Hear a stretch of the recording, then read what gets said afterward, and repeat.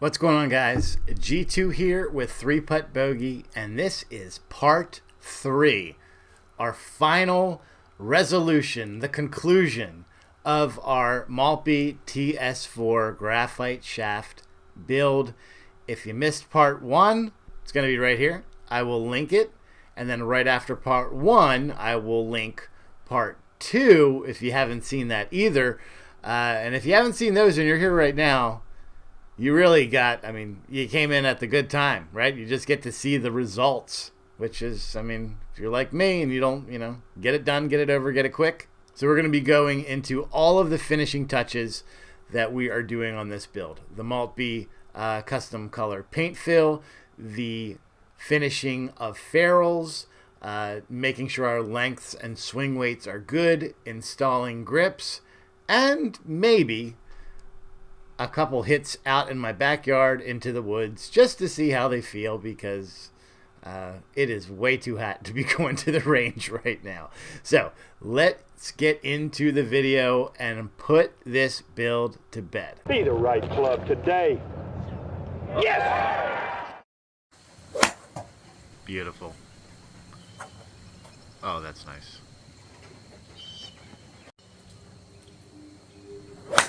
That's the shot. Nice.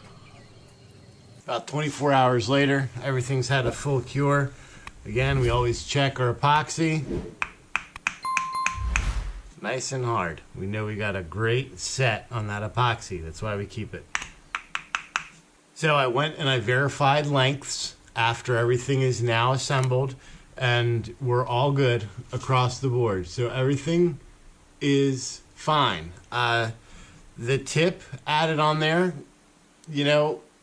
sometimes you get lucky. And I think the bore depth of this hosel here, because it's set for both 355 and 370, the 370 sits a little higher in the bore, which just gives that extra little room for a 355 taper to fully bottom out. But also, if you use a tip weight on a 370, it just makes it clean. So we're good. We don't have to worry about changing swing weights, lengths, any of that. All of that has remained consistent, despite the fact that we added in a tip weight after we already measured our length. Sometimes you just get lucky. If they were off, so the lengths were a little bit short, a little bit long, depending on the club that you have, what I would suggest you do, and it's not going to be by much, guys. We're talking like, an 1/8 of an inch, maybe. You may have extended it. Just go ahead and if it's that big of a deal to you, just find whatever your longest club is, and you're going to have to figure, if we follow progression of a 1/2 inch per club as you work down from your 4-iron until your 9-iron, and then 9-iron to pitch is 1/4, and pitch and gap should be the same. Just figure it out and cut off the appropriate amount that you need to get you to perfect spec. So in addition to that, I also went ahead and I paint filled all of the Maltby logos. I've shown you how to do that multiple times. I'll link a video right up here. Just clip them down here so they're flat to the ground. And you can see here the paint matches the big band. So blue going through, yellow, navy, and then green. So that's how we do it. Now, for some of these, you may have to mix a color. So, like the navy blue here, we had to mix some blue with a little black. For the pink, bubblegum pink here, just mix some red. That's it, and just let them dry. So that's the full set, and you can see working from 4, 5, 6, 7, 8, 9 pitch gap. The dot matches the biggest band on the ferrule. They're all a little bit different. I think it looks kind of cool. You be the choice if this is something that you would want to do for yourself. It's all personal preference at this when it comes to the cosmetics of the way your clubs look. So the next thing we're going to need to do here is we're going to need to trim down these ferrules like we normally do using our belt sander and our linen cloth. I am positive that some of you are like, yo, gee, you just did a whole video on graphite shafts and collared ferrules, and you're absolutely right, I did. So I did something a little different in this because I was not going to turn every single one of these ferrules, but I do know that this junction point in the graphite shaft, basically right where this whole thing meets right here, I did something a little bit different. And I'm using, because this is a 370, we have 3/8 heat shrink tube, okay? This little guy right here. And what I did was I cut a little strip, not much, just enough that a collar would do. And we found the junction point of the club right there. We put the heat shrink tube on, heated it up to get it to shrink nice and tight up against that. And this, now this may not work because this is a little bit, it's graphite, I had a little bit more play, but okay, no, it's going. We put it right into where that collar is gonna go. So then we have the ferrule, goes right over top of that, holds everything in, and we still have our nice little junction point nice and covered. So that's what I did for that, to practice what I preach. In a perfect world, I would have turned these collared ferrules, but the tool that I am fabricating just is not done yet. I had a little test piece done. This was sent off to a fabricator. They're going to be making these for me, and hopefully I'll be able to sell them to you guys pretty cheap. $10 for a 335, $10 for a 370. But that's still in the works. So in the meantime, that's what we did. It's what we did on the previous set, and obviously they lasted fine because here they are with the same shafts. Okay, so belt sander with a linen belt. They sell these on Golf Works. You have to use this if you want to turn your ferrules. It's the only way to do it and get a nice, smooth, professional finish. This is a turning rack. Essentially, we're just going to get the club. We set it on that rack. It allows us to spin it, and I put a little PVC pipe in the end to hold it in place just so it doesn't fall on me. So we're going to set it up so that the ferrule is directly over the belt. It's not touching at this point. So when we start it, the belt won't be hitting the ferrule. Now, this is practice, guys. So if you want to do this, you're gonna mess some up. So get some cheap clubs, keep practicing till you get the speed right. You're not taking a bunch off. So it's just a very little shaving that you will see fall off. And we're gonna turn this on, and when we turn it on, we are gonna hold the pressure here. We are going to put the ferrule against the belt and turn. And this is all about you learning how fast you need to turn. And you may only need to do it a couple times. So it may start this up, turn 1, turn 2, and that should do it. You'll see these little flakes of ferrule kind of fall off, and that'll let you know that you're taking off material. But you don't want to take off too much. It's a very fine line. But once you get it, it's very quick.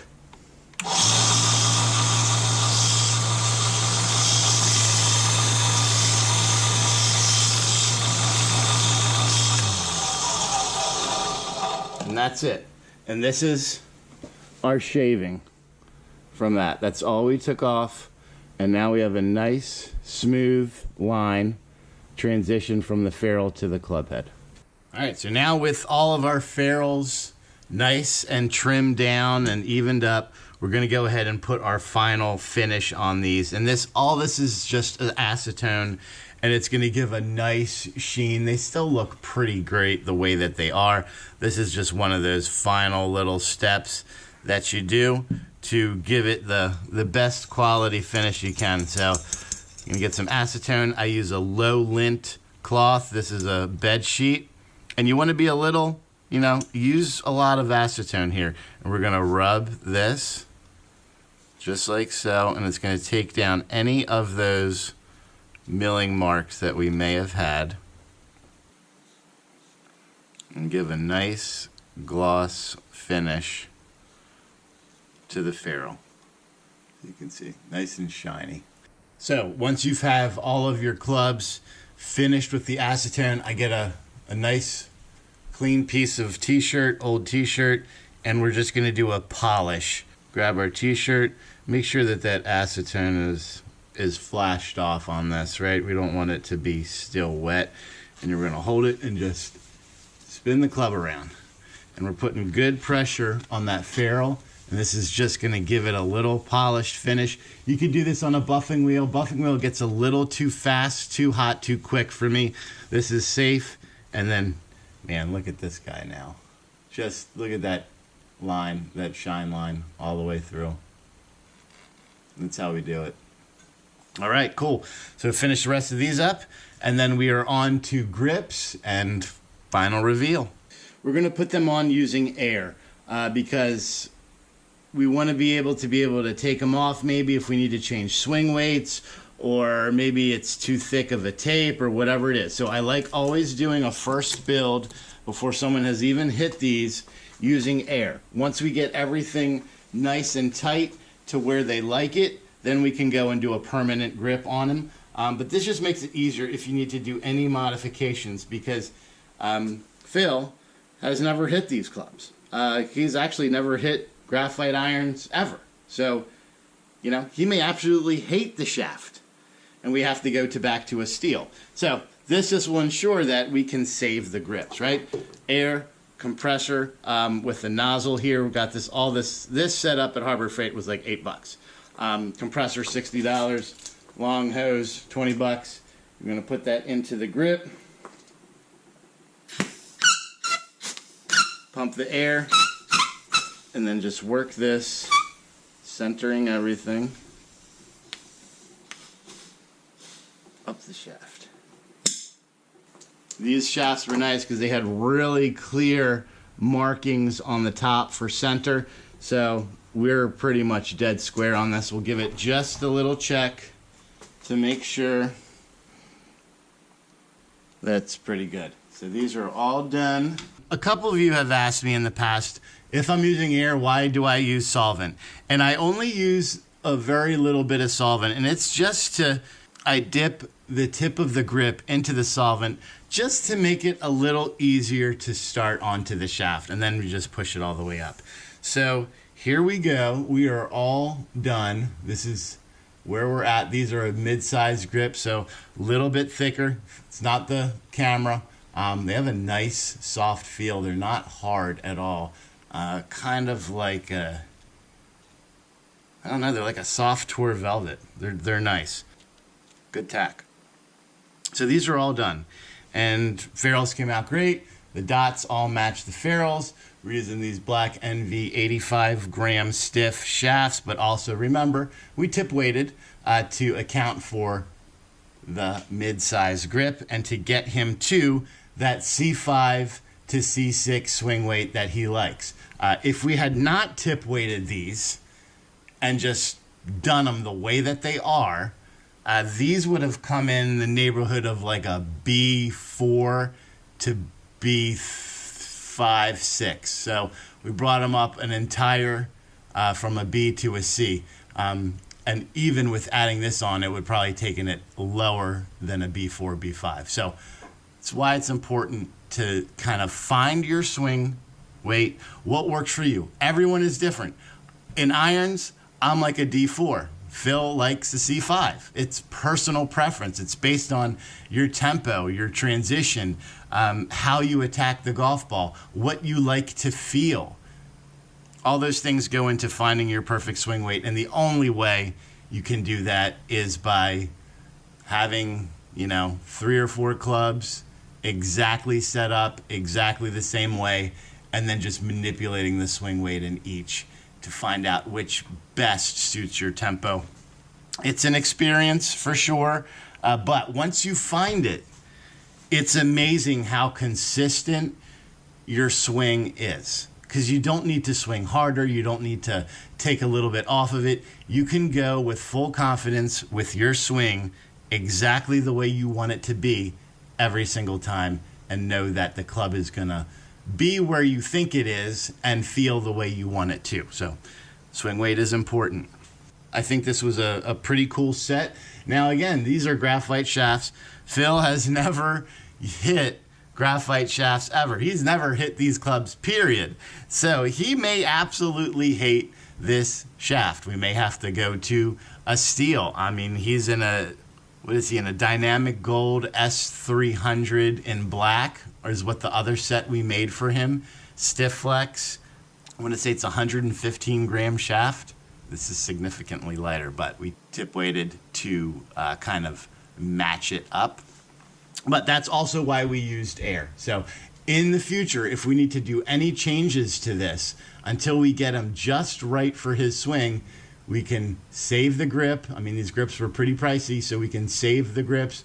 I can save the ferrules. I've shown you how to do that, hot water, and it'll slide it up the shaft. And then we can go ahead and take the heads off and swap everything out. So totally doable. It's why we go with a little bit of a safety install in the beginning until we get everything dialed in. So who knows? He may hate them, and I don't know. Check the videos because he may be selling them or Facebook Marketplace. God knows.